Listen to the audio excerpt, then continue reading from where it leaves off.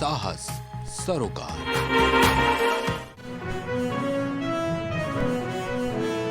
Phulpur seat पर कांग्रेस सपा में खींचतान जारी, कांग्रेस ने बनाया प्रतिष्ठा का सवाल।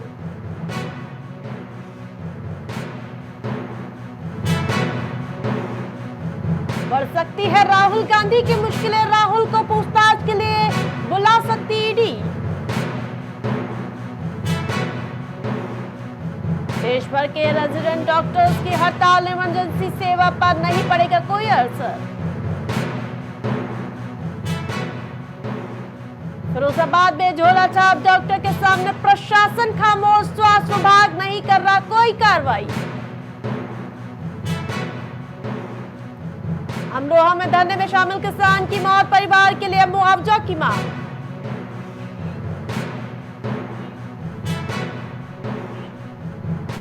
नमस्कार, आप देख रहे प्राइम टीवी, मैं हूं आपके साथ आरती तिवारी। वक्त हो चुका है हर शहर प्राइम रिपोर्टर का, जहां सबसे बड़ी खबर उपचुनाव से जुड़ी आ रही है। जहां आपको बता दें कि फूलपुर सीट पर कांग्रेस और सपा में खींचतान देखने को मिल रही है। कांग्रेस ने प्रतिष्ठा का सवाल बनाया। आपको बता दें कि 10 सीटों पर उपचुनाव होने और इस बीच लगातार सियासी हलचल देखने को मिल रही है। हर कीमत पर फूलपुर सीट चाहती है कांग्रेस। कल संगठन मंत्री अनिल यादव ने बैठक की थी। आज राष्ट्रीय सचिव राजेश तिवारी करेंगे बैठक। फूलपुर सीट पर लगातार खींचतान का दौर जारी। इस बीच कांग्रेस सपा में सीधे तौर पर लड़ाई देखने को मिल रही है। कांग्रेस ने इसको प्रतिष्ठा का दांव कर दिया है, तो वहीं आपको बता दें कि हर कीमत पर फूलपुर सीट चाहती है कांग्रेस। ज्यादा अपडेट के साथ राजेश फोन लाइन पर हमारे साथ जुड़ चुके। राजेश, उपचुनाव आते ही हलचल देखने को मिल रही है, अब इंडी अलायंस में इसको लेकर मंथन।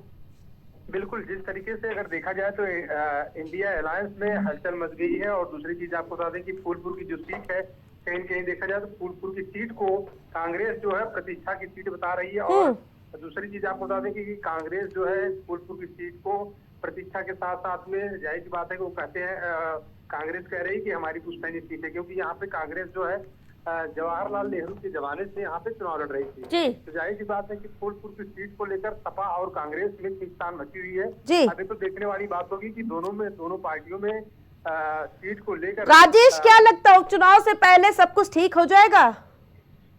देखिए, अगर बात करें उपचुनाव को लेकर तो अभी तक दोनों पार्टियों के जो आला कमान है, कहीं कहीं देखा जाए तो आला कमान जो है दोनों है, उनसे अभी सीटों को लेकर कुछ फाइनल बात नहीं हुई है। तो जाहिर सी बात है कभी ये निचले स्तर की बात है, लेकिन हाल फिलहाल में अगर देखा जाए तो 1 से 2 दिन के अंदर ही दोनों पार्टियां जो। बिल्कुल राजेश, मैं लौटूंगी आपके पास तमाम अपडेट के लिए। बहुत बहुत धन्यवाद।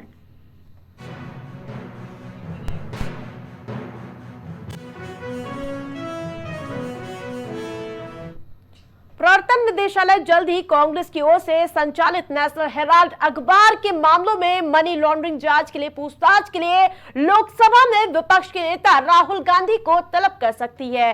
इस घटनाक्रम से परिचित सीनियर अफसरों ने इस बात की पुष्टि की है। दरअसल कांग्रेस नेता से फिर से पूछताछ की जरूरत पड़ सकती है, क्योंकि एजेंसी अनियमितताओं की अपनी जांच पूरी करना चाहती है। इस मामले में एजेंसी पहले ही 751 करोड़ रुपए की संपत्ति जब्त कर चुकी है।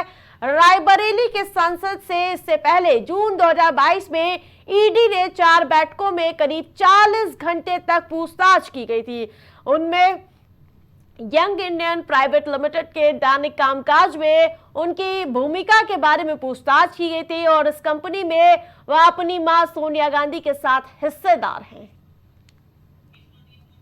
वही आपको बता दें कि इससे पहले राहुल गांधी भी आशंका जता चुके हैं कि एजेंसियां अब मेरे पीछे पड़ सकती हैं, जल्दी प्रवर्तन निदेशालय मेरे घर आ सकता है, मैं उनका चाय नाश्ते के साथ स्वागत करने के लिए तैयार हुआ। इस बीच बड़ी अपडेट, बड़ी जानकारी मिल रही है कि अब प्रवर्तन निदेशालय पूछताछ कर सकती है राहुल गांधी से। और इससे पहले आम आदमी पार्टी भी कई तरह के सवाल निशान खड़ी करती हुई नजर आ रही है। इस बीच बहुत बड़ी जानकारी सामने आ रही है कि अब राहुल गांधी से ईडी पूछताछ कर सकती है। मामला है नेशनल हेराल्ड का, जिसमें उनकी मां भी यानी कि सोनिया गांधी भी हिस्सेदार हैं।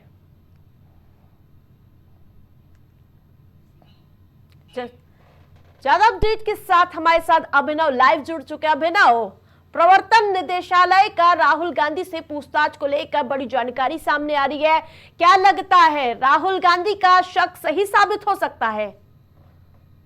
बिल्कुल, देखिए कांग्रेस के दिग्गज नेता राहुल गांधी से कभी भी ईडी पूछताछ कर सकती है। नेशनल हेराल्ड केस से जुड़ा यह पूरा मामला है। इस मामले में एक बार पहले भी साल 2022 में राहुल गांधी से पूछताछ हो चुकी है और हाल ही में राहुल गांधी ने इस पर पोस्ट करके कहा भी था कि राहुल गांधी को जल्द ही जो ईडी है वो पूछताछ के लिए बुला सकती है। और देखिए जो खबरें निकलकर सामने आ रही है उसके मुताबिक जल्द ही जो प्रवर्तन निदेशालय है वो कांग्रेस के दिग्गज नेता राहुल गांधी से पूछताछ के लिए उनको बुला सकता है। और देखिए तमाम सीनियर अफसरों से भी इस विषय में ईडी तैयार कर रही है, बातचीत करके, और राहुल गांधी को समन भेजने की तैयारी कर रही है। नेशनल हेराल्ड जो केस है इससे जुड़ा ये पूरा मामला है जिसके तहत कांग्रेस के सीनियर लीडर से पूछताछ की जा सकती है। हालांकि नेशनल हेराल्ड केस में मां सोनिया गांधी भी उनके हिस्सेदार थी, क्या जांच की आज उन तक भी पहुंच सकती है?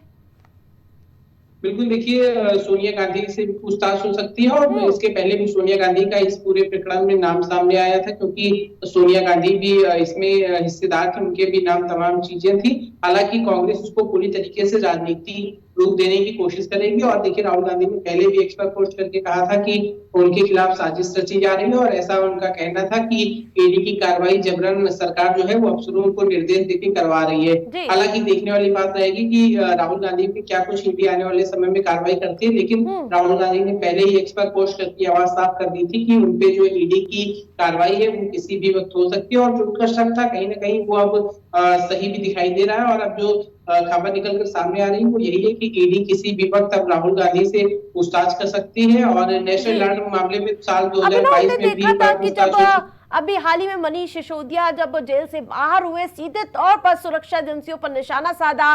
राहुल गांधी ने ट्वीट करके पहले जता दिया कि सुरक्षा एजेंसी अब उनके पीछे पड़ने वाली। क्या लगता है, सुरक्षा एजेंसियां लगातार सीधे तौर पर विपक्षी दलों के निशाने पर है? बिल्कुल, देखिए सुरक्षा एजेंसियों का लगातार दुरुपयोग जो होता है ये हर सरकार में देखा गया है। और हर सरकार पे विपक्ष लगातार ये आरोप लगाता है। जब कांग्रेस ने सरकार चलाई तब कांग्रेस पे ये आरोप लगे कि सीबीआई ईडी जो है वो तोते हैं और सरकार के पिंजरे में बंद रहते हैं, ये तब का विपक्ष कहता था। और आज देखिए जब सरकार कांग्रेस की नहीं है, कांग्रेस विपक्ष में आ गई है, तो वर्तमान सरकार पर कांग्रेस इस तरह के आरोप लगाती है। बहरहाल जो सरकारी एजेंसियां हैं वो अपनी पावर का कितना दुरुपयोग कर रही है, उपयोग कर रही है, यह देखने लायक बात है। लेकिन राहुल गांधी को इस मामले में नजर बनाए रखिए। तमाम अपडेट के लिए आपका बहुत बहुत धन्यवाद। तो वहीं अब इस पूरे मामले में राजनीतिक हलचल तेज हो सकती है।